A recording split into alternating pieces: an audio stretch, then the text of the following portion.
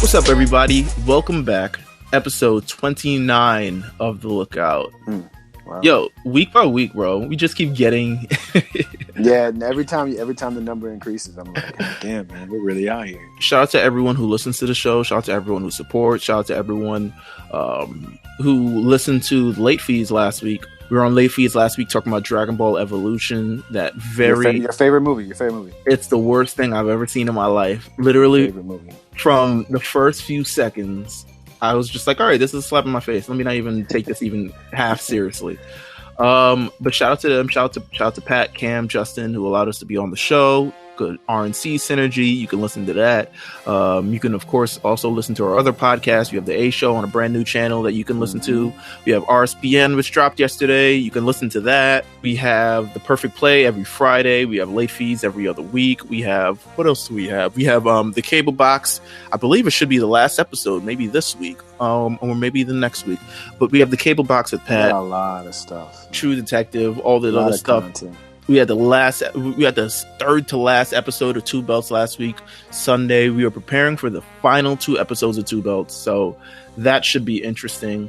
I hear you got like 3 more podcasts you want to have. I was not proposed, but I was essentially hit up the other day. It's like, all right, so when are we going to start our podcast? And I was just I've been hit up.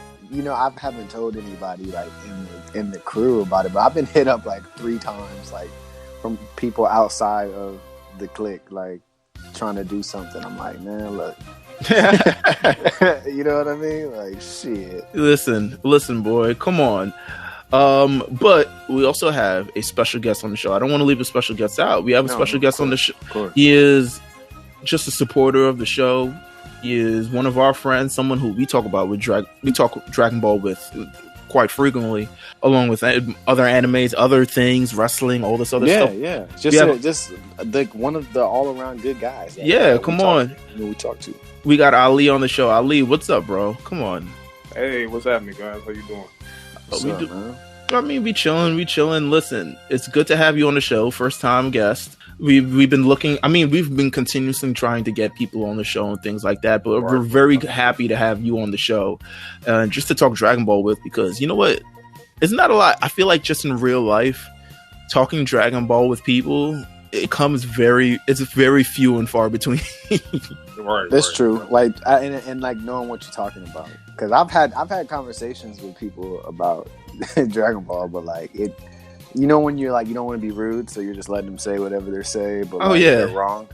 Oh yeah, Super Saiyan 3 is the strongest. How could I have forgotten? Yeah, something like that. Yeah, and I'm just like, oh, right. Yeah, you just take it back to the high school lunch table. Yeah, exactly. I just feel like, you know what, and I'm not even gonna tell you about Super because I'm sure you stumble on it yourself. But yes, we have Ali on the show. Listen, Ali. What were your first memories of Dragon Ball, and just like your first time where you were just like, yo, this series is the fucking truth. This series is amazing. Talk about it. I mean, just saying that alone just takes me back to like, I want to say this probably started when I was about 12 years old. And, it starts off kind of like almost like how you guys started off. I mean, it was before it hit Toonami, it was kind of like snuck in on like early Sunday mornings and everything. And you're just like, wow, like what is this? And then it just locks you in from there. It started from just, being a middle school kid. And then it just transferred over to just, because, once upon a time we had to get our information on the internet when it came to Dragon Ball, because it wasn't so big stateside. So we had to like get our information on fan-made websites and all that.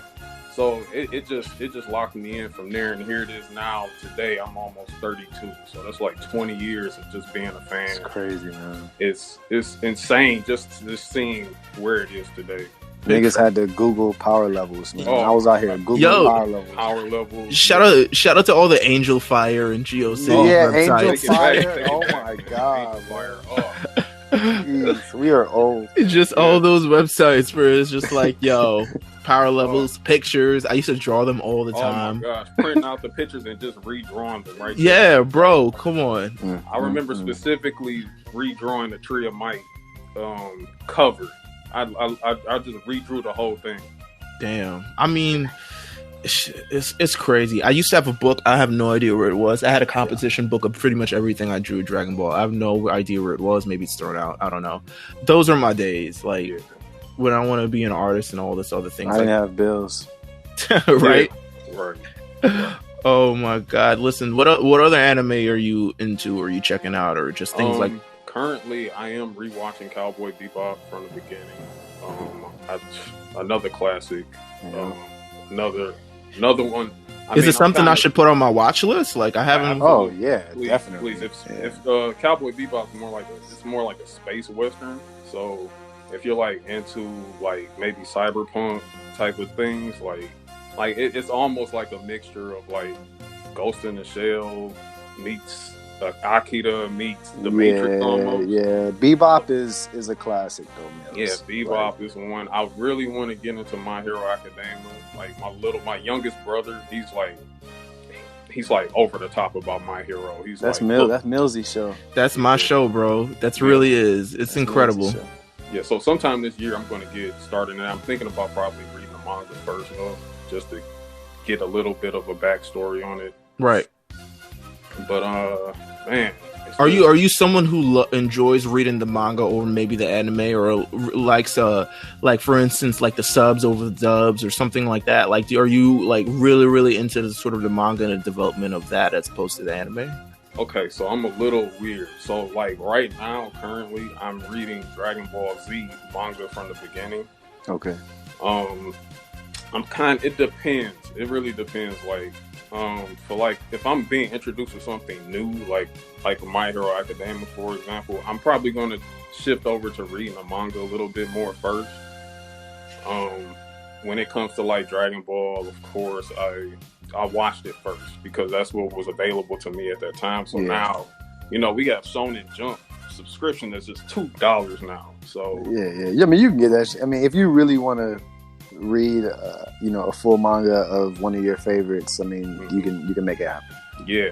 So and then when it comes to sub versus dub, I mean, everybody has their thing. Everybody, I've gotten chewed out. I'm not a dub guy at all. Like I've gotten chewed out because I've been watching dub. Like when I was at work watching Hunter x Hunter dubbed. Yeah. My God, someone walked in and was like, "What are you doing?" Yeah. What are you? That dub life, man. Some people, I personally don't care. Like, but it is frowned upon because we got bills, man. We got bigger things to worry about. Yeah, it is frowned upon a little bit in the community, but hey, man, let people watch it. They're still watching it. I do prefer sub, but I prefer sub, but I will say, like, recently we just had Dragon Ball Super Broly drop, and I saw that at the movies, and I mean, I'm going to tell you, I fell in love with that dub. Yeah, that's crazy. So sometimes I'm trying to eat while I'm watching, so I'll turn on dub. It happens, but I mean, if it's the difference between sub and dub, we can go on for days. I mean, I think there are certain things. I think the person who called me out for the Hunter x Hunter thing did make a point because he just felt like the intensity and the mood comes across way more in the sub than it actually does the dub. Mm-hmm. Because dub will kind of change everything, and I do think Dragon Ball is getting a lot better with the dub than they were before. And sometimes you actually kind of like miss things when it comes to dub. Yeah. Sometimes they kind of like, I don't know, maybe they change things around a little bit. I feel like in the sub you get a little bit more detail, a lot of dialogue. Right. In a way, so that's probably another reason why I would like sub better. Right. I mean, you rarely get something in the dub that wasn't explored in the sub. Like, it happens, but you rarely get that. Like, maybe once in a blue moon. But, like, definitely with the sub, you get way more information. And even with the manga, you definitely get way more information, especially when it comes to Dragon Ball. If it's between sub or dub, I really got, like, I don't got no qualms. I was just like, yo, are you really getting on me because I'm watching dub? He's on your ass. I'm trying to eat. Shout out whoever that was. Shout out to Evan. Evan is cool. Shout out Evan. But no, we should watch Evolution on sub. Oh no, we can never watch Evolution ever. That should be banned in the United States. Well, tell me your quick thoughts about it. Look. They got Human Centipede banned, but not Dragon Ball Evolution. Bruh. Come on, man. I'm gonna be honest. Yeah, tell me your quick thoughts about Evolution since we talked about it. I've only watched Evolution probably one time, and I don't think I finished it. I think, you know, it's possibly one of the worst movies ever made, and it's just certain things that just shouldn't be touched. And I mean, Dragon Ball, without a doubt, was just something that shouldn't have been touched. And then it's just even worse. What makes it a little even worse is that, you know, you had like people that also play, like, acted Shameless. You know, I'm not sure if you're familiar with the Shameless series on Showtime or whatever, but they literally, two people who work on that show, like, literally worked in that movie. Like, Goku was someone from Shameless. Yeah. I can't remember the actor's name. And then Bulma was played by Fiona from Shameless. So it's just, I'm seeing them two in Dragon Ball, and it's like, dude, I cannot take this serious. You know? it was so bad, man. It just Piccolo, how he looked. It was, oh my gosh. Man. Story, everything was just so warped, man. So terrible. It was like, I mean, they didn't follow the source at all. Nah. So they went on their own drum for sure. I mean, if you want to listen to a real deep cut, like raw thoughts about this, you definitely listen to Late Fees from last week, because we definitely talked crazy about it. Like, it definitely did. Let's get into the episode though. Well, first of all, let's get into Last Time on the Lookout. You get into Last Time on the Lookout. This is me. Do you have a timer ready? My God. Can you get a timer ready? Yeah, I got this shit. You know, I'm not looking at the thing in front of me. I swear to God. Oh no, I got this shit today. I mean, no. It's me. It's my turn. 30, yeah, no. That's what I'm saying. I got the timer though. All right. It's definitely your turn. This here is the best part of the show. What, you got 30 seconds, nigga. All right. Let me know. All right, here we go. You ready? All right. Last Time on the Lookout. Oh, it's time to start now? Yeah. Okay, all right. So Last Time on the Lookout, Trunks got sent to the future, and then he thought Goku was Goku Black. Couldn't figure it out real soon. Then Goku Black eventually showed up, and he fought Goku. Damn, what else happened? Shit. The time machine blew up. Oh fuck. Damn, I really forgot. The time machine blew up. That's it. I gave your ass a few seconds too, because when I started, you was like, "Oh, it's time," so I gave you 3 extra seconds at the end. Oh my God, yo, I legitimately forgot. Okay, yeah, it's so weird. Like if somebody was to like be like, "Oh, what'd you guys talk about on the last episode?" I'd be able to like tell them. We talked about time rings. I forgot. We had a whole thing about time rings, bro. You know, it's the 30 seconds that's, you know what I'm saying, that's killing us, because then you got to get all your thoughts out. So listen. Oh well. Good job. Nah. I'll be working on mine like as soon as we're done here today.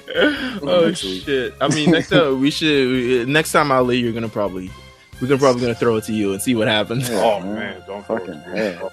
I would be like, last time here on Dragon Ball Z.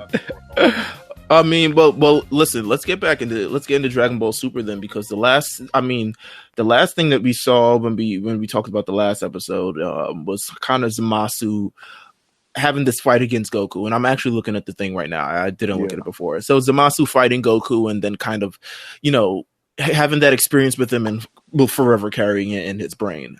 But when we go back, I mean, we jump back to the present, and we got this like Trunks situation going on. Trunks is broken. He doesn't quite know how to fix himself. Like Trunks knows he has to go to the past to, you know, fight Goku Black, but he knows he isn't strong enough. And it's the situation now he's where sad, man. He's sad. He's confused. I'm confused because now I'm kind of like, yo, what is really Trunks supposed to? He is acting kind of wussy though. At this stage, to me. I think. Oh, I'm sorry, Joe. To me, because if I'm just like, yo, like, go train, man. Like, what you doing, man? Get your shit together. You got some real stuff going on back home. Yo, I don't think he knows how to train. Like, that's the thing, though. I mean, I think he legitimately he didn't go through that experience with Cell. This is true, but I feel like what's going on. I feel like he legitimately doesn't know how to train. Like, he doesn't know like what to do, how to get stronger, anything. He gets to the next level, but it's not at the. I'm sorry. I'm just saying that you're right, because like when I go back and I rethink about it, because you go back to this, he was dead ass serious at first when he bulked up, although it was a joke, or it wasn't a joke, but it was a maneuver to get to get Vegeta's attention away from him. But I mean, I just feel like all these bad things. So it could be because of this whole timeline shit too. I mean, he eliminated all the things that made everybody else stronger that ended up actually happening on our time. I also think that Trunks is probably really experiencing PTSD in a sense. Oh, he definitely because he's if you just think about, if you segue back into like even Dragon Ball Z, Trunks has been dealing with destruction since he's been a teenager. He's, even though they fixed things in the past, he still had to go back to that timeline. So he goes from having to take out androids 17 and 18, that version in his timeline, he has to take them out, and then still he has a little 3-year break where Cell finally comes out, and then he has to take out Cell before Cell travels back in time. And then, then all of a sudden you think everything's fine, and then all of a sudden he comes back around, and here it is. Here's Black. And it's just like he's never really had any peace. So, shit, he had to take care of Boo too. Yeah, he had to take care of Boo as well. So he hasn't really had any real peace. So he's just, that, I guess that's really like taking down, it's taking him down a few notches in terms of his confidence. And I also think it's because, I mean, we talked about this before, but he hasn't been as tested as Goku and Vegeta. Like, there isn't a threat like asserting themselves every other minute. Like, that's fair. Vegeta and Goku have gone to the next level because they've had to face Beerus. They've had to face the University Skies. They've had to face this. Where Trunks is kind of like, it's between all of that destruction, like he's kind of on his own. And I really don't think he knows how to train. And I really think that, or rather, there's no one in his, his timeline that could sort of push him to that level, which is, I mean, it's kind of crazy. Saiyans get stronger from battle, and he hasn't had much of a battle to handle on his own, considering he handled everything when he got back. So I'm sorry. No, go ahead. And they get stronger from, near-death experiences as well, too. This is true. So if he hasn't had any experiences where he's almost been brought to the brink of death, then he's not going to be able to pile on new power on top of that. So it kind of puts him back in a way. Just from the discussion of Goku fighting Zamasu, he's just like, maybe Goku is really strong enough to take down Goku Black. And this thing really gets on the last nerve of Vegeta. And from here on, I want to talk Vegeta here. I'm with Vegeta here. I want to talk about the relationship between Trunks and Vegeta. Because it doesn't only stretch back from this arc, but it's always, it stretches back to the Android saga and just kind of the tough love that he's kind of received. And Vegeta isn't feeling any of this, like, actually, maybe Goku and Vegeta can handle this, and I can just like chill here in the wings, and they come back to my time. And Vegeta's just like, you're not my son, and just like, depending on the help of others. No, you're going to be the one to get stronger. And Vegeta's relationship has always been tough love with Trunks, but he's always had a soft spot, just for family reasons. But I mean, let's talk a little bit about this whole battle between Vegeta and Trunks. Like, what did you guys think of it in terms of just like? Sure. Yeah, I mean, it was just I think it was just a quick catch up between the two. Showing how strong Vegeta's gotten since he's seen him. Of course, I laughed when Trunks went to Super Trunks, and I thought before I was like, "Oh, he's really doing this," and I'm glad that they, reverted to the fact that he's not that stupid, and it was a good idea. But I thought it was a good father-son type thing. Good fan service. Yeah, definitely great fan service. I like the flashback in the hyperbolical time chamber. Yeah. That was a dope scene. Vegeta talking to Trunks about going to the next level. I don't know. We still need answers as to why his hair color changed, but other than that, I think it was good fan service. And Vegeta, man, I feel like with Kid Trunks, he's raising him, because I think there's still things in future Trunks that bothers Vegeta. You know what I'm saying? And he's just like, he gets it. I think he gets it so much. That's why his relationship with Kid Trunks is so good. It's kind of like that dad who's kind of like, I don't get why you're feeling the way you're feeling, because you should be better than this. Right. It's that tough love dad. It's just kind of like, you should be better than this. You should, you're saying you don't crumble, you don't give up, you don't do anything, and it's just like, here you are. Like it's that sort of dad thing. It's weird. You're right, because remember when Bulma and Goku pulled up, and Goku was trying to hold Bulma back, like, yo, chill out. They're just being Saiyans. Yeah, they're just being Saiyans, my nigga. He's got to do this. He's got to do this. Yeah, exactly. But I like how he bought her, though. He bought her over there, though, to see it. If Father and Goku have this in their arsenal, they can stop Black for sure. It's gonna be okay. My own strength doesn't matter now. Look at me, dumbass! Wipe that smile off your face. Stopping Black, is that your only goal? You think it ends there? Think about the next threat, in a year, or 5 or 10, or think about your pride! If Saiyan blood flows in your veins, if you're my son as you claim, then I won't tolerate you losing to anyone! You'll be the best, or you'll be nothing! Stop! He's been through enough! Just let them do this, it's okay. It may seem harsh, but it's how Saiyans work. What are you doing here? I hear you, and I will get stronger. Stronger than Black, and stronger than you.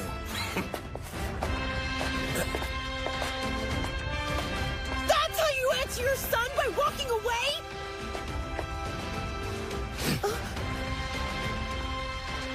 Thank you, Father, for everything. See? Oh boy, you Saiyans are all nuts. Goku does some weird, let's all be nice to each other moments on the low. Goku's an idiot. He just stops on his way and gets Bulma. Yeah, I think I liked the fact that we saw them actually spar. Like Vegeta. I mean, for one, it was Trunks. This was, I think, Trunks' first time actually seeing Super Saiyan Blue. Yeah. So he saw that transformation. He's just like, oh, okay, Dad definitely is a lot stronger than, because before this situation, the last time he seen him transform into something was Super Vegeta. So, right. He's actually saying that his father's actually touched a god key. So. That right there stands out.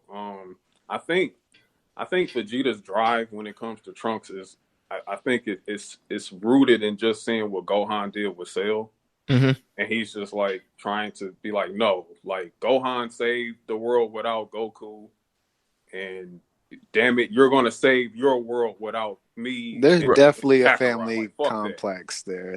Yeah. So he's like, fuck that. You're gonna handle this shit. Like me and Kakarot are not coming to save you.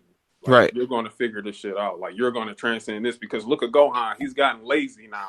Now he's a family man. Fuck that. Like you're a warrior, right? Because you have to save your. At the end of the day, it's like this is a threat to your universe. Yeah, exactly. He's thinking the way Trunks is thinking like, oh, well, maybe, my dad and Goku would handle this. But at this point, he has no idea about Super Saiyan Rose at all. Yeah, they don't know. None of them know about Super Saiyan. That makes Vegeta's point even more valid. It's like, you don't know what you're gonna face, what you're gonna have to deal with. So you have to be able to meet those every single time. Yeah.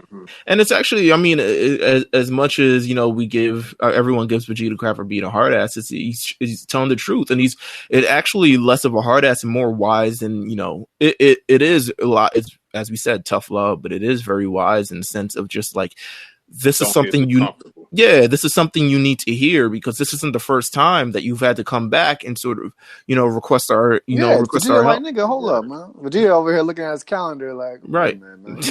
You did this shit before, man. Can I say, stop messing up the timeline? Right. Yeah. He's like, hold up, man. Y'all wilding right now.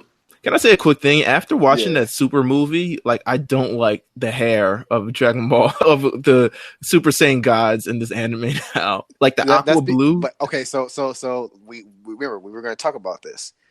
Now, in Black, and for whatever reason, it's like the animation is never it's never A1. They have episodes that are better than others, and then they have episodes where you can tell they worked on it, but it's still not like, it needed a little more polishing. Yeah, and the blue is different. Definitely, they definitely decide to, like, the next later on they were like, all right, we're not doing it like this anymore. So when you go from the movie to the later Tournament of Power, not the beginning of Tournament of Power, but like the later Tournament of Power, and you're just looking at the animation like currently for the sequence of episodes we're talking about, animation is like so fucking bad, man. But the hair thing, I know what you're saying, Mills. I know what you're saying. It's a little weird. The hair thing, weird. It's like a little aqua blue. I'm like, it is a little aqua blue. I mean, it's like I'm not really feeling it. But you know what? We've already agreed. Black, this saga could have definitely been done. They could have put their foot in this better. I hope it gets a movie one day. You know what? I don't think they knew. You know what? I actually don't know the politics behind Dragon Ball in this thing. I feel like all of this, especially the fan service and everything like that, was kind of like given on the thing of like, we may not come back, so at least we're going to give our fans exactly what they wanted, we may as long as we've been gone, we owe it to our fans to at least do so on and so forth. And maybe they didn't have the biggest budget behind it. I was gonna say maybe Dragon Ball wasn't as it was good, but at the same time, it's been 20 years and things have surpassed, and maybe people aren't as into it as they did before. But I will say this. Super Saiyan Rose was the reason. We're gonna talk about it. We're gonna talk about it. Well, hold on to it. I don't want to put too much. I'm just saying. I remember that's when Super got flipped on its head on social media. So when we get to it, I'll discuss it. Yeah. Now, I'm gonna ask this question. Talk about it. Super, when it comes to Super, do you believe that there are too many transformations? About Super, I mean, I don't know, man. It depends. I honestly want to know where their final stretch. Like, what's the final stretch? My personal belief, like just off the top of my head, like I think it comes down to the angels and the God destructions, and I feel like at some point somebody's gonna have to take over as the new God destruction for whatever reason. I think they're gonna take it to that extreme. Yeah. But as long as they make the transformations more limited and exclusive, like Ultra Instinct is obviously something that my theory is we won't see it again until we get Goku and Frieza again. Like, we won't see Ultra Instinct again until Goku Frieza. You're talking about the transformations for the Saiyans. Yeah. I don't know if things have become so much the norm lately, and it's the fact that everything is kind of linear with power level. Like, for instance, every villain has to be stronger than the next villain. So by that, sort of your transformation of when you broke through your new peak is it's not going to hold up. It's not going to hold up. Have some type of weird niche. They don't necessarily have to be stronger. I mean, yeah, they have a weird thing. But usually, right. Usually they're strong. I feel like they're generally stronger. At least that's always been kind of the thing. Like, Cell was stronger than Frieza, and Boo is stronger than Cell. Right, and then, Beerus is stronger than everybody else. And at the same time, you're going to have to continue to meet these things. And you can't meet it with the older form because you've already established that this was used for this type of villain, and you've already established a villain much stronger than that. Is that why you add to it? I think that's why you add to it. Do I think there's too many transformations? It's kind of Dragon Ball has set a precedent for itself with all these transformations, and I don't think they can kind of go back because they've already. It's part of the franchise. Yeah, it's part of the franchise. Basically rooted in transformation. And it's not like, for instance, I'll say this when watching Hunter x Hunter, where they're just kind of like, you don't get stronger, you learn different techniques. Right. Or maybe your technique is better than the next person's. Hopefully. Right. So you'll survive that way. And you've perfected that technique more than this person has perfected that technique. Whereas Dragon Ball has said, like, no, you continue to break through to another level and break through to another level. Do I think there's too many? I think I'm good. If they rest with just Super Saiyan God right now, I think I'm good. Because I think it's more than enough. I think just divine power. Where do you go from divine power? We're gonna get more, man. We're gonna get more. I'm sure. I think there's probably a Super Saiyan Blue 2. Wouldn't be surprised if they take it to that next level. I mean, Vegeta already hinted at that. I mean, but I think Instinct is Goku's, but at the same time, Instinct doesn't seem like a Saiyan thing. No, it's not. It's so that's right, which is cool. but I do think Frieza's gonna obtain the power as well. That's just my little my little fan. Like, I think moving forward, they should definitely lean more on techniques as opposed to like strength based transformations, because that's what kind of the Ultra Instinct kind of is. It's more of a technique than it is a transformation. Exactly. It's something that encompasses you, and I feel like they have to sell you on the fact that it changes form just from a marketing standpoint, because they got to sell toys and shit like that. Like, they're not going to sell regular ass Goku as like, and he knows Ultra Instinct. Give him white hair. Like, so it's like, give him white hair to show him how he's different. And it's also the precedent that they set. Like, we, as much transformations as they are, we live for these transformations. When we see Vegeta going Super Saiyan God for the first time in the Broly movie, like, come on. Like, one thing from the Broly movie that I did love that returned was battle power. Was that right there? Right. We went back to even a deeper root of Dragon Ball Z, which is, like you said before, power levels. Right. So it's just, I agree. It's but speaking of all these sort of power levels and speaking of changing and things like that, let's run back to Zamasu, because Zamasu is someone to me through this entire arc gets this real interesting character development, and every time he's on the screen I'm paying attention, because I just know he's cold. It's this development that you definitely want to pay attention to, and it's intriguing from the fact that there's so many questions surrounding like him, Goku Black, like his thoughts, his everything like that. And can I ask you something? Sure. It's about Zamasu. Where do you have him as that bad guy in Dragon? Because he's fairly. I think we haven't given him enough credit because he's from Super, and because Black gets obviously Listen, man. Black gets a lot of this on top of him because of the character, and he looks like Goku, obviously. But Zamasu is obviously the one. We know he's the guy. He's the main. What do you put him like? To me, I love the character. I love the character design. I enjoy the egotistical, but yet his way has theory behind it. Like the way that he's like his reasoning for being the way he is makes sense ultimately. It may not be right, but from his view of the world, from the way he lives his life, it is right. It's like that thing. It's kind of like the way I look at it is similar to the way we look at ants, right? Like if we're walking or we're not if you're walking to your car, Ali, right?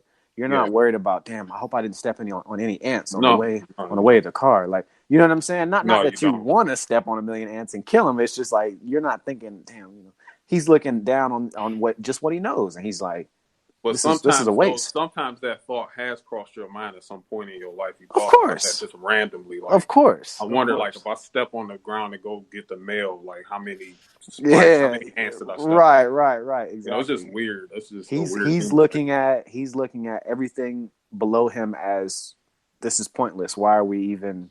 These people are just they're barbarics. Now, I think in terms of Zamasu on the scale of a villain. I think because is he a bad guy or does he just have his own morals? So he has his own. It's definitely. Who said last week that it's a Thanos? I think Pat's the one who said it's a very Thanos way of like being. Yeah. It's not something where it's like rooted in evil and in a maniacal evil and in something like the previous things where it's like Frieza obviously wants to take over the universe. Right. Cell wants to take over the universe. Things like that. It's not really rooted in that. It's kind of rooted in this ideology that mortals are someone that's kind of staining the entire earth and just they aren't able to exist without conflict. It ends up more being, and this is where he kind of is different from really every kind of villain beforehand. Mm-hmm. It's like it's more he's more radicalized is he right, you say he's more radicalized, so he's a bit more personal than evil. Yeah, I mean don't get me wrong, he's evil. I mean I know that he's evil, but really what's making him evil is his mindset. Right. To him, his mindset it's not evil. It's just right. But there's a point, right? There's a point. Right. I mean, he has this he has this exchange with Gowasu or Gowasu. Oh man. He has this exchange with him, and you know what? I like the little exchanges between them because you kind of get to see it as you see it. The progression of like the evil in him is continuing to kind of rise, and even you see it consuming him a lot more. Yeah, and even you know what? It's even the subtle things. Like I wrote down, it's like even Gowasu saying like the tea is off today. Like just him saying that. Yeah, it was just like something's not right. Something's not right. Something's going on. Like he's obviously it's a little sour. It's like something's going on. That nigga Zamasu was like, I don't know, man. Same shit I always use, bro. Right. And even that, same brand, bro. Even that. Now he's good yesterday, right? But it's even that. Like you can see from that meeting with Goku, things just kind of shifted. Mm-hmm. Because he's thinking more now. He's like, wait a minute, man. The wheels are turning. Everything is, he's having this discussion about sort of ideology, about what's justice. And I love, Gosu's response. He's like, justice isn't good or bad. Justice is kind of like... It's kind of like basically because my takeaway from what he said was, because this was what makes, like you said, Pat made a comparison between him and Thanos almost like so see with Thanos more so he was more trying to restore the balance, and when it comes to Zamasu he was more so saying fuck the balance, because why should humans be able to balance right because all they're going to do is go and keep restarting the cycle of returning to evil. Zamasu, do you ever ponder the relationship between good, evil, and justice? Yes, all the time. Evil is the great obstacle to good, and justice, the sword by which good can overcome this obstacle and flourish. That is one perspective, but I have come to view it this way. Justice is not a sword eradicating evil, but a scale keeping good and evil in balance. Balance, Master? One can succumb to evil, but reject that darkness and rediscover the light with new understanding. Justice makes that journey possible. Evil informs good, and that is why we give the mortals their minds.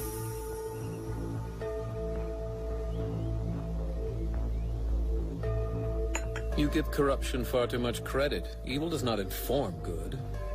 It sullies it, like the Barbary sullied their world with violence. And that arrogant Goku sullied the sacred ground by swinging his fists at a god. Mortals received the divine gift of intellect, the potential for wisdom, but they misuse it to destroy the beauty of creation.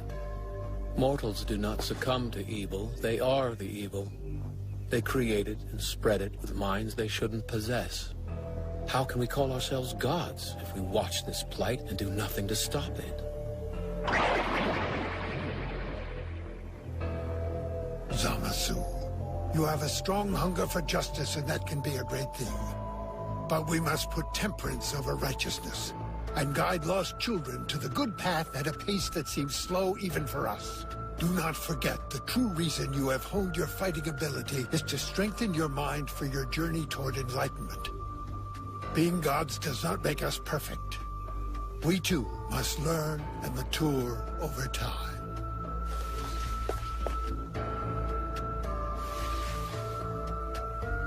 Reflect on our discussion as you make more tea.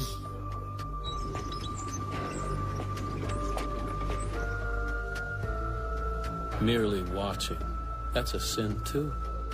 Don't you see?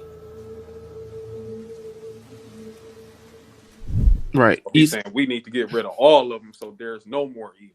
Yeah, that's a good point. But he says, listen, Gosu says justice entails bringing balance between good and evil. And he says, even if evil makes you lose your way, you stand your ground and you keep searching for the path of good.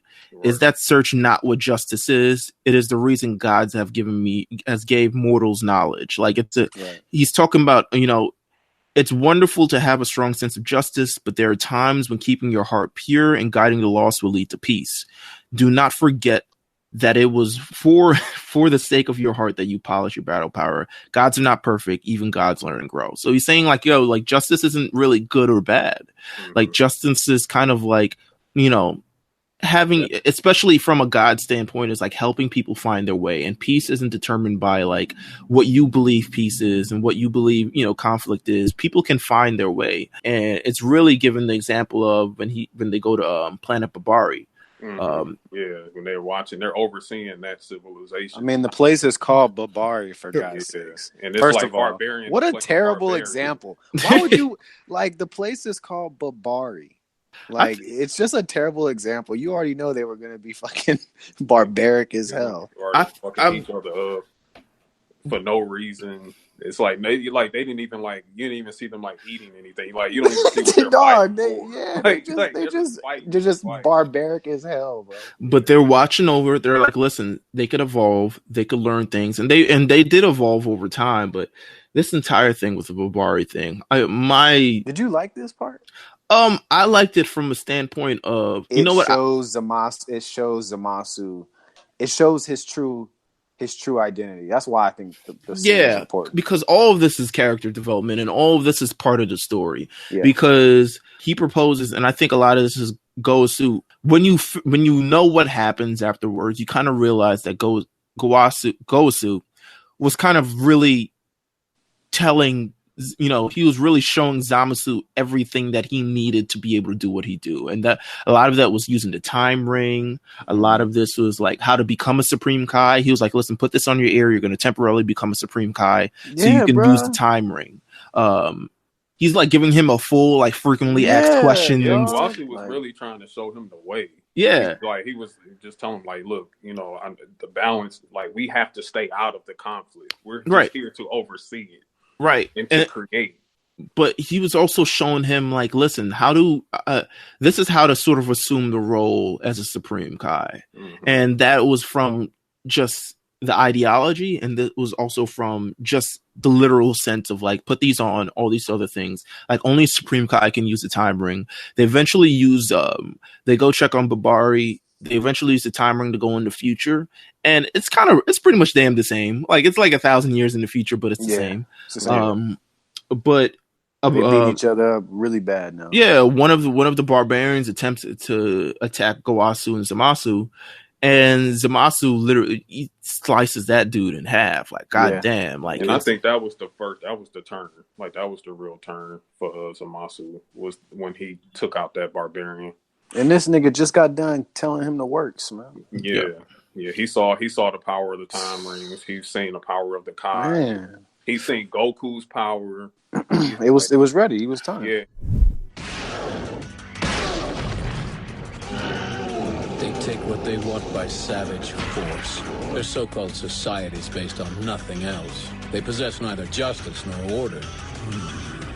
They were gifted with life, brains capable of wisdom, yet they waste it completely. Should these gifts not be taken back? Zamasu!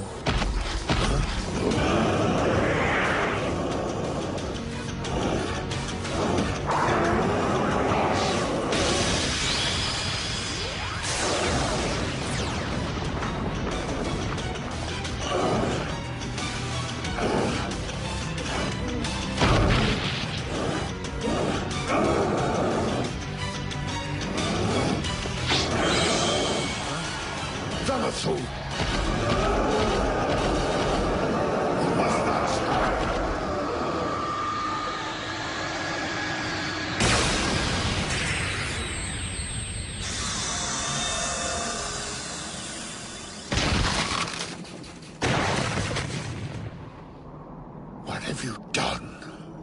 How could you? Zamasu! Answer me!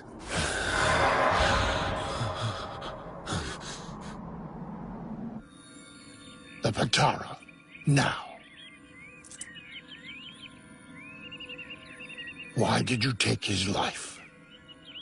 We could have easily returned without interference. For all we know, that individual could have had a major impact on the future of the Babari. A warrior who saw the light and led his people to true reformation. You may have robbed them of that. Zamasu, he's just so layered, man. He is so layered. Like, he's top tier villain. Well, we already know how OP him and Black are, and the reason why this when we actually get to it and we talk about the reason how this even ends is kind of like, you know, you're like, oh, okay. Yeah, it brings it all together. I mean, this saga is flawed, but it's so great. And Right. it's so much far better than what that where it is flawed. Like, right. Like I don't think. I mean, because when you go back and you think about prior villains, you know, it's just, you know, Frieza, like you said, wants to take over the universe. I want to make my wish. Right. Cell, I want to take over the universe. Boo, I just want to destroy everybody. It's just none of those. I don't think, you know, Frieza has developed a lot more now, you know. Right. And I'm sure you'll talk about that in future episodes.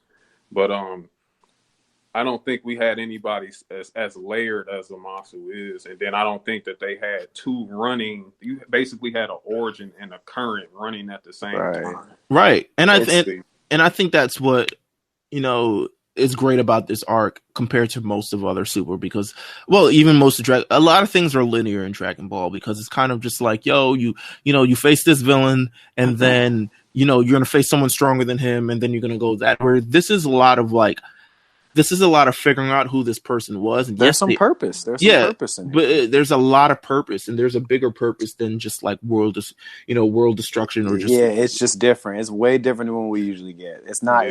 It's not even about Goku. Think about it like that. It's not. Like, it's not. So the fact that it's just his purpose is different.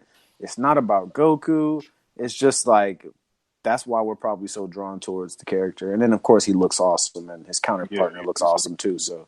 I mean, he gets reprimanded by Gosu, and he's just like, why would you do that? Why would you kill? You don't know what could have happened in the future with them. This could have been the guy who changes the entire civilization around. This could have been a martyr. I mean, think about it. Think if someone went in time and just like, you know, took one of our leaders and took one of the people who are known for, you know, being able to do something, kind of wipe them out and just kind of just take out that part of history. Man. Disrespectful, man. It's like Mills, you'll know what I'm talking about. Like fucking Chairman Naruto, man. Yeah. Fuck that guy, man. I mean, so fuck that guy. To me, this is more reason. It expands more upon why there are rules with time travel and why it's so taboo and forbidden at this point, because it's for reasons like this. Like, you could have changed the entire course of history. Now there's another time ring.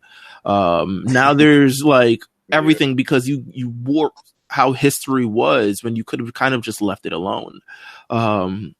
It's a lot to deal with. By far, the Zamasu just development is my favorite. It might be second favorite to the actual reveal of how everything is, because I think the reveal for Goku Black and Zamasu is one of the best moments of this entire, you know, Super. Yeah, just because it's so like, this is why I did it. Like, it's so, you know, and it's cold and it's crazy, and it's nothing that nobody expected.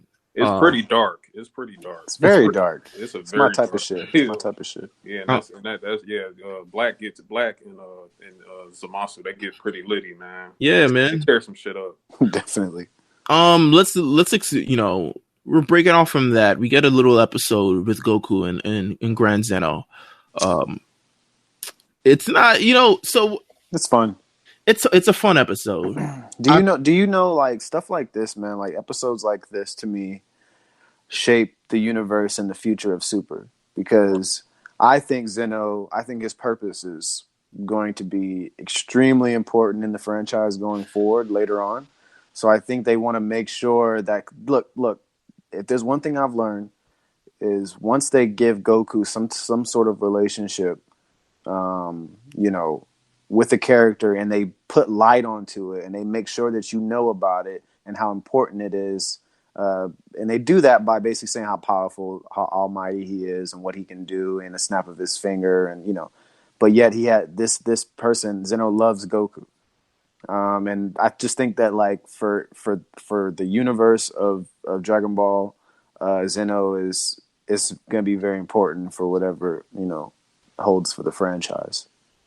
Ali, what are your thoughts on Grand Zeno?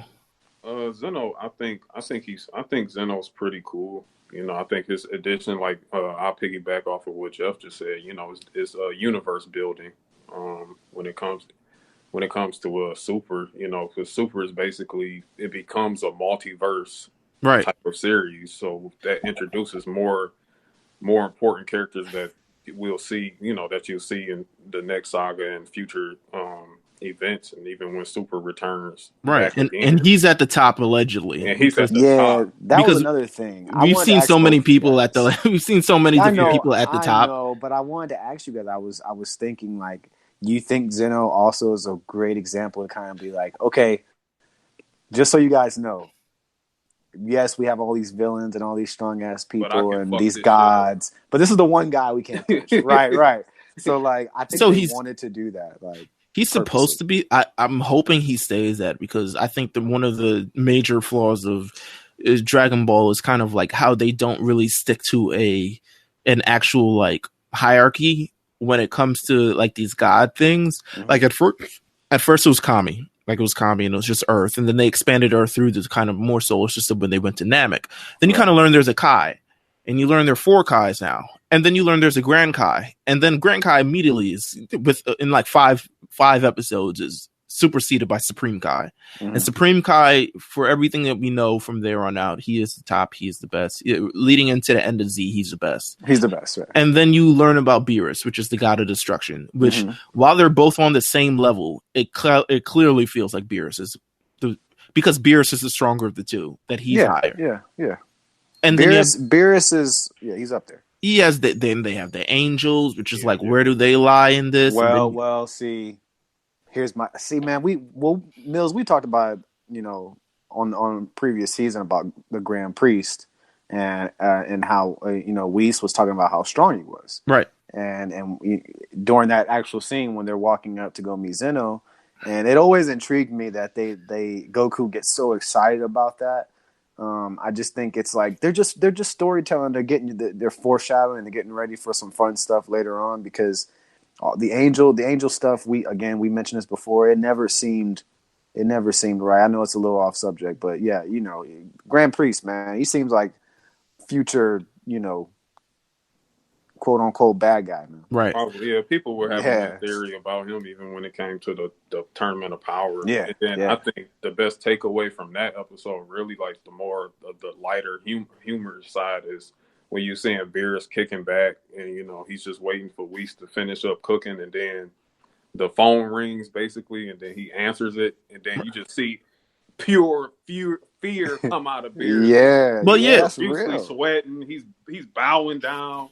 Like, that just lets you know, like when it goes to the higher hierarchy, it's just he's really nobody to fuck with. So I think the purpose of this episode, because we all question the purpose of this episode in regards to actual story, and if you see how it ends, you kind of know the purpose of it. Yeah. I think the purpose of it was for kind of this comic relief, because the tension was just so mounting so great over the last number of episodes, and the tension between Goku Black, with Trunks, with how they're going to save the future, with Zamasu kind of turning evil. To me, this episode was, Goku initially been like, well, if you don't want to see me like this, I'm not going. So right. Like, he's like, he kept it real, man.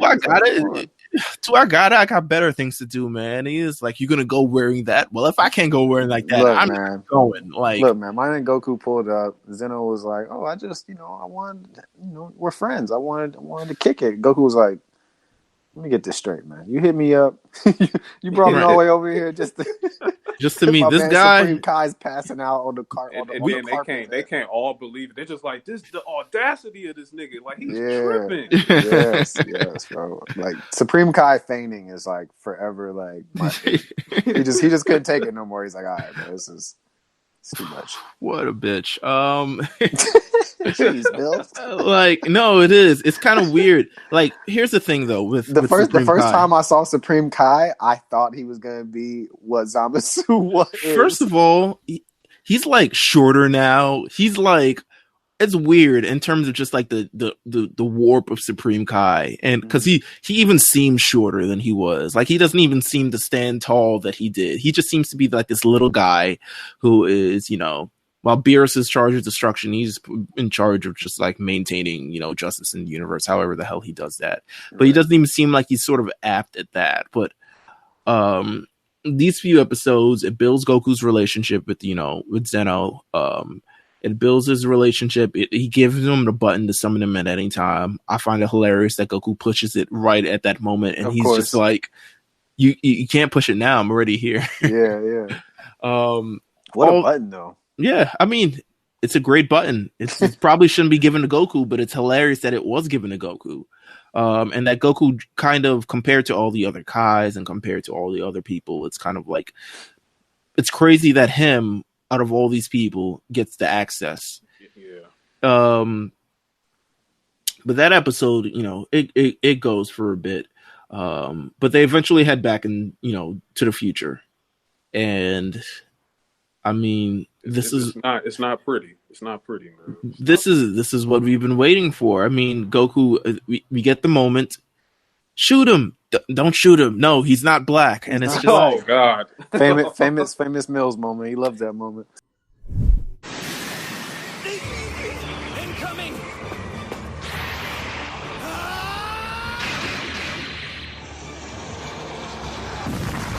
All right! Great! Plan B! This is for everyone you've killed! Eat lead, murderer! Hold your fire! This man isn't black! What? I think they 100% did that on purpose. I don't know, man. I don't No, they man. did that on I purpose. like it, man. Man. I like it too. I like it that it's a little coy, but it's a great touch. If any higher powers probably found out about it, it would probably get redubbed immediately. As the black community is not tripping off of that. No, yeah. We love Dragon Ball too much. We love Dragon Ball too much. We know it's harmless. When you think about it, outside of that, it's like some of those, like, just think about it from those soldiers' perspective. None of them probably know who Goku is, because of course they were probably born after he was dead, because he's dead in that timeline. So all they know is black. So I know it's black, man. Yeah, so I guess I just play on that, right? It's all good. It's a little pun, man. It's a little pun. But that's still funny. That was a funny scene. I mean, they get back. They find all the survivors. There's not that many. Trunks find out that Mai is alive. I would have been there. You think you would have been a survivor? Yeah, I would have been a survivor. You sure? I'm 100. I'm almost for sure. I probably would be on Zamasu's side though. So. Oh no! Wow. You would be like, have you read the new manga? I have. With the I already know what you're about to say. The little dude who hangs out with Moro, and he's and Moro's like, "Yo, chill, don't leave." Chill. Like, yo, he's like, "I'm getting out of here." He's like, "You can relax." Yeah, bro. Oh, exactly. Mai's found out to still be alive. That's a plus for Trunks. He's happy. He's for what? For what? Happy in his pants, man. Come on. He's happy. Another survivor, Yajirobe. Yajirobe's untouchable, bro. He's untouchable, man. Yajirobe lives, man. Somebody give this guy a wish, man. You're never gonna see Yajirobe with the halo over his head. Nah, give Yajirobe a wish, man. Somebody give him one wish, man. Let him do what he gonna do. Yo, my man can't even fly, bro. He is the most. I mean, I'm surprised he isn't given much more thing in Z. I mean, they don't really explore. He gets big moments, but there's only like a few, and that's it. And the fact that he's still alive to me is hilarious, and the fact they explained it is like, yeah, Yajirobe, I thought you died when the androids killed, and he was like, no, Korin saved his life for me, and he said go and da da da da, and I was just like, wow. For all people, he gives up his life for Yajirobe. Yeah, I'm saying, bro. My guy's untouchable.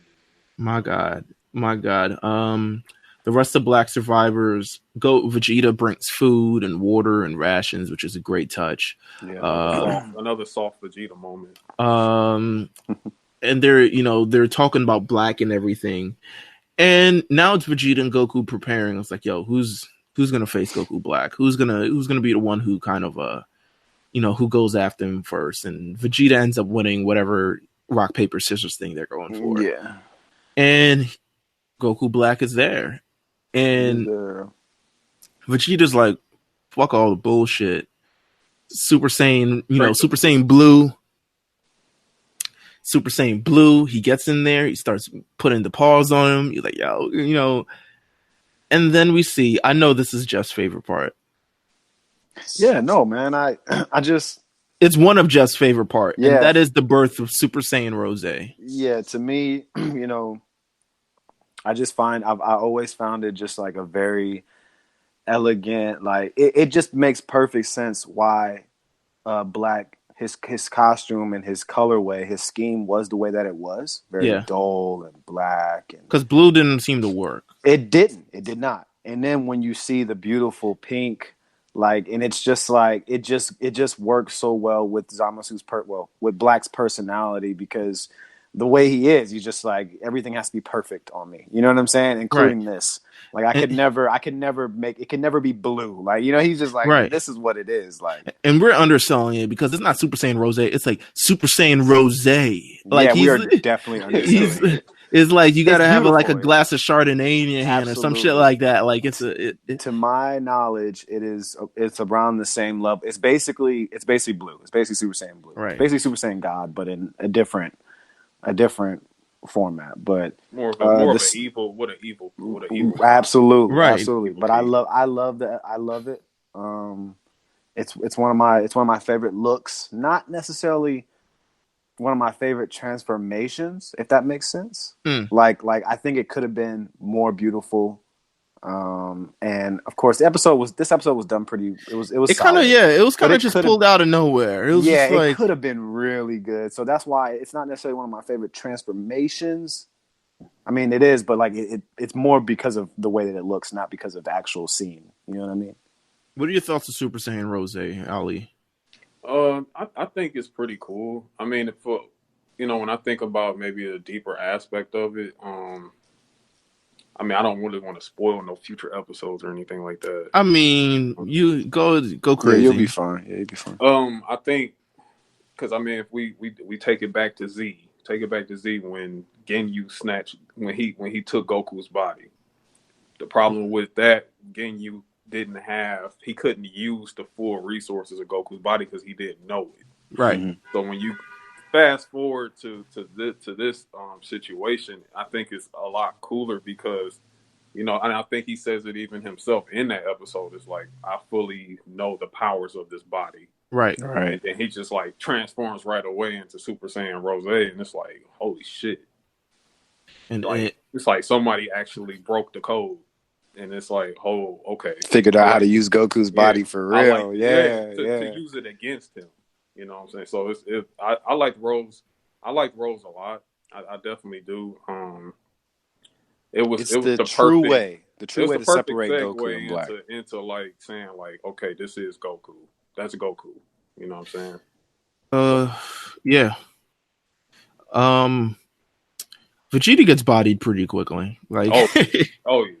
Yeah, he gets cooked, man. Yeah, it's just without even, I was pretty mad at the latest, chapter in the manga. But I feel like they're probably leading it to something. But the constant history of Vegeta just getting bodied by these things have to happen, man. They just have to happen. And we thought it was over. It ain't over, man. It's not.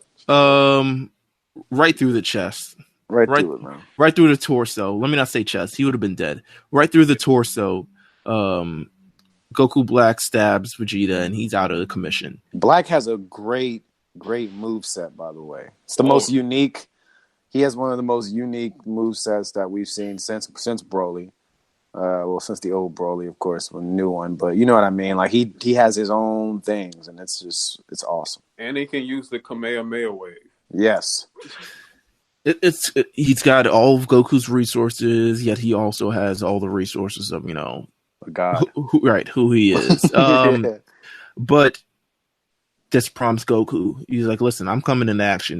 Now I'm going to be the one to stop Goku Black. Trunks, you save Vegeta." And then we get another arrival. Something to me, a great arrival, I'll say, by the way, just at the end of the episode of just like, oh, what's going on? Like, damn, this guy's really strong.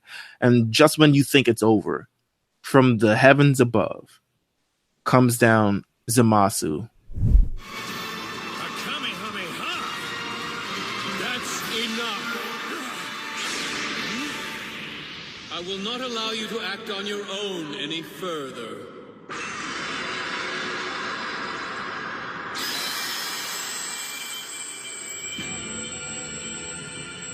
that Zamasu? No way. It can't be.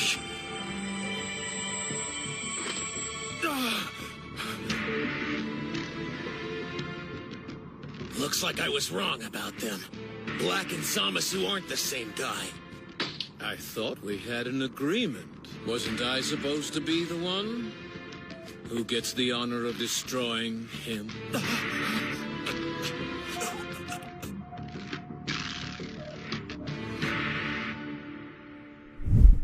Everyone's like, "Oh, the jig is so sky high right now." There we go. This is what it is. This is what's going on. Yeah. And you still don't know. You still don't know. You still don't know because now at this point you're like, wait a minute. But I thought that's Zamasu. Right. We thought Goku Black was Zamasu. So if Goku Black's not Zamasu and Zamasu's here, then who's Zamasu? Like, it's this entire thing. OP. Zamasu wants the privilege of destroying Goku, and now we're set into the Zamasu part because Zamasu has his own, he's his own sort of original flavor, and he has his own sort of hurdles if you need to beat him. Beyond Goku Black being incredibly strong, Zamasu is immortal. Yeah, that's the difference. He is immortal. That means you cannot kill him. Yeah. That means you can't hurt him for a long period of time. What are your thoughts on Zamasu being immortal? We've had the list of people in the Dragon Ball series who've been immortal might be two. I know it's not a lot. It's Garlic Jr. Yeah. There's not a lot of immortality going on. It's Zamasu. I feel like I'm missing somebody. We probably are. There's probably been somebody else who's been immortal, but I don't mind Zamasu. I don't mind him being immortal. It doesn't necessarily because later on it helps the storyline quite a bit. Him being immortal, but yeah, it's a cool thing. I mean, it kind of like it makes you feel like, damn, how are they going to get past this one? Because it's like Black's we already see what he is, and then you got this guy who's immortal, and you're just like, all right, this is fucking hell. Like, what have you really been dealing with this whole time? Go ahead, Ali. I mean, I thought it was cool. I think it's cool that we finally saw somebody that reached that status. I mean, because originally that was Frieza's whole thing, was to become immortal. That was Vegeta's whole thing, to become immortal. So now that we finally see an immortal villain, it's like, okay, how are they going to get out of this? It was crazy when you saw Trunks stab him, and then it healed instantly. And the sound that should make was hilarious to me. Yeah. So it's like okay, I'm like, at that point, how are they going to do this? How are they going to get out of this? I feel like I've watched a dub of this. I'm not sure if I'm fully in love with Zamasu and Goku Black's over the top characters. They're much better on sub. Yeah. By the way, yeah. Because they're more like saucy, Yeah, they're very very talks very 14th century kings of my lord. Yeah, it's one of those. They talking God language. Yeah. Holier than thou, for sure. It's a lot of 100%. Holier than thou. I'll say this.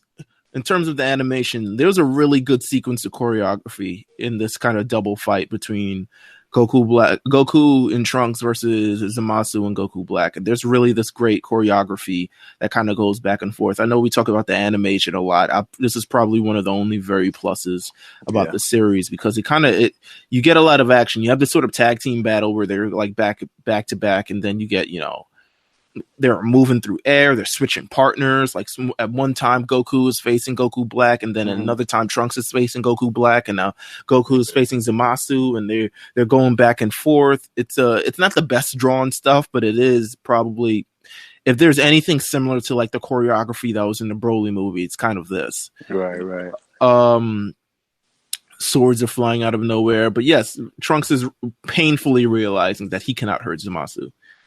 Final flashes, stabs in the torso. They're doing everything they can. Now, the final flash was really cool. It was. That was some cool shit. Vegeta called back. Let's see. So I like the little Zamasu, Goku Black is charging this very big energy beam, and they were like, yo, let's get out of here, which is something Goku literally never says. He never says. He's usually about it. Yeah. And then Goku's like, hold on. This ain't it. Like, hold, brother, hold now. Right. A little too much dip on the tip. Right. Zamasu grabs them and he's like, yo, I'm gonna eat this shit too. And they all take the blast, and it's painfully obvious that they are outmatched, they're outpowered, and really this could be it. Zamasu's like, I'm gonna sleep good tonight after this. Vegeta gets one last moment, knocks out the beam while Yajirobe saves Goku and Trunks.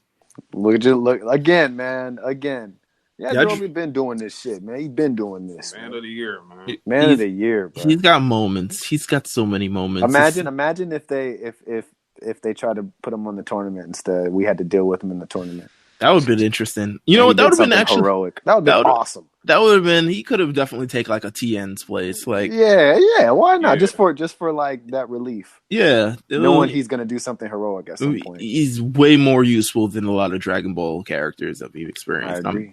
More so Yamcha. Damn. Wait a minute. Yajirobe's had bigger moments than Yamcha. I mean, he's cut. Hey, the original one cutting Vegeta's tail. Yeah. Yamcha was dead by the Cybermen, so he couldn't even. Oh man, Yajirobe really out here, man. Respect Yajirobe. Vegeta. Yeah, I mean, I said Vegeta. Yeah, Yajirobe's. Yeah, he's the guy, man. He's that guy. They retreat. All of them retreats. Vegeta's damn near dead. But they all get thrown back into the time machine. And the first little retreat, these little trips back and forth. I'm not a fan, but I get it. I'm not a fan of that either. That's one of the worst parts about the arc to me. Because this isn't the first time traveling. Yeah, it happens more than twice, which is bad. Yeah. Because while you're promoting like, damn, these guys are really, really strong. It's just weird to see them just kind of running back and forth. Yeah, they're just running, bro. It's just a weird thing that I don't know. I guess they didn't want Black's reveal to also be the same sequence, end, I guess. And also they probably, considering the resources that are in future Trunks' time, it just doesn't make sense to make that be the landscape of the entire saga. Like, let's just go back and forth and be the easiest way to tell the story. Well, I think they wrote themselves into a hole because it's kind of now like, well, how do we get Goku and Vegeta to be able to beat these guys? Mm-hmm. And the short story is, well, let's have them become stronger. And it's like, well, how the hell do we do that?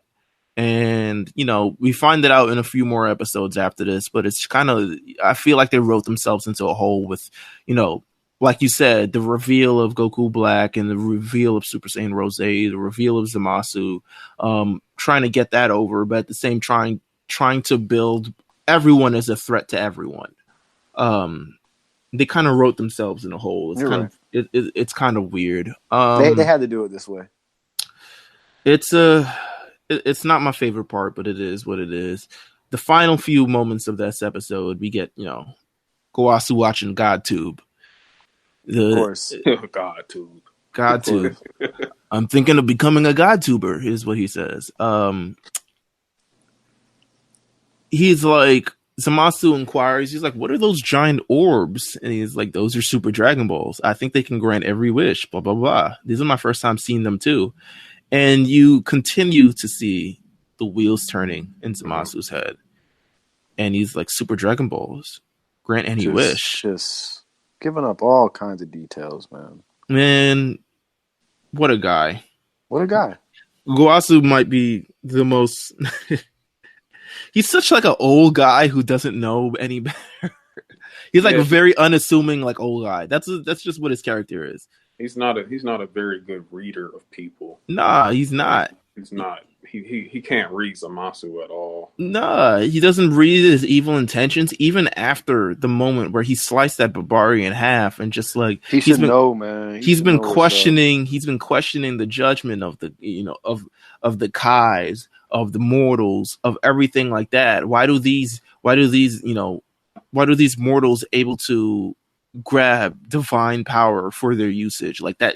That should be sanctimonious. Like he's questioning all of that, and yet Kawasu's still like, nah, it's God. Like here you go. Let me tell you some more secrets. Hey, here go these nice time rings. Yeah, let me tell you more secrets about life. So the last moment we get is Zamasu kicking down the door to Zuno's planet. And we haven't talked about Zuno a lot. Maybe we'll talk about him a lot more next episode, but we haven't talked about Zuno a lot because there's not a lot to talk about, first of all. Yeah. Pretty much he's pretty much like a living, just someone who knows everything. He's all knower of things. A lot of these guys are like that. But he busts down the door. He's like, tell me everything you know about the Dragon Balls. And that is where we end. And then it's just the evil of Zamasu continues. And it's just I like Zamasu, man. I think you got them all wrong, man. Let's see. I think you got them all wrong, man. I'm trying to think where I would rank him compared to all the villains. I like him because he's sensible. Like he makes sense to me. But he's also like he hates the human race. He hates the human. He hates humans. Oh, he hates humans. He hates all mortals. Yeah. But the thing with Zamasu is like he never, as much as he never feels like the big bad. And he also never, and I blame this more on how they kind of wrote this arc. He never feels like as much of a threat to everything because he's extinguished very quickly in the timeline where it would be pertinent if he was actually the way he was. Like, if he started destroying things in the current timeline, you probably would have been taken much more serious as a villain. Right. But he's more relevant in a timeline that doesn't even matter. And then we get the other Zamasu who kind of comes from this third arbitrary timeline where he becomes Supreme Kai. And I'm spoiling a lot of shit that happens in the next episode. It gets crazy. Yeah, it gets pretty wild. But I'm not fully sure where I'd rank him in terms of all these villains because while I might try to put a list together. I think we should definitely because nobody's going to beat out Frieza for me. It's going to be tough. Frieza's number one. I think like I said, you have to put a list together. I mean, he's definitely on the top though for me. Right. He's just very non-linear and too layered for me to not put him up there because I never seen any. I don't believe I never, out of all the villains, I don't ever recall seeing anybody as layered as he is. Right. And just seeing how he questions everything and how he actually believes he's going to do the greater good. This has been a great episode. Ali, thank you for coming through. Yeah, I appreciate it. Thank you for having me, man. What you have to look forward to next time, we're going to learn about Goku Black and Zamasu's mystery. We're going to learn about Project Zero Mortals. Yeah. We're going to learn about pretty much this is the reveal episode. This is like the reveal. It's the set of reveals where it's just like, okay, now we're kind of understanding where all this going and why they don't know. And it's actually pretty, I wouldn't say genius, but it's actually like pretty well done. If you would like to follow just all the happenings of the show, you can follow RNC Radio Live on Twitter. You can follow myself at Meals TV. That's MEELZ TV. You can follow Jeff at Old Newsboy on Twitter. You can follow Ali. Ali, where can they follow you if they want to hear if they want to argue Dragon Ball with you? oh man, you can follow me on Twitter, Omega Man X2 on Twitter, and also on Instagram, Omega Man X. Listen, if you want to argue Dragon Ball with him, you best come correct. because I'm gonna box you in and I'm gonna make you think. Man. Yeah, we're gonna go deep into it, bro. Right. But yeah, man. I mean, this has been episode 29 of The Lookout. We look forward to episode 30. We're still trying to figure out, if we're gonna do anything for our year anniversary. I feel like we should, but who knows, man? I don't know. I want everybody to go see Alita this weekend, though. If you haven't seen Alita Battle Angel, go see Alita Battle Angel. We got a whole bunch of stuff going on. This has been episode 29 of The Lookout. I know I'm introing out the third time, but it doesn't matter. They're gonna love it. Take care, and we'll see you guys next time. Yeah. Peace.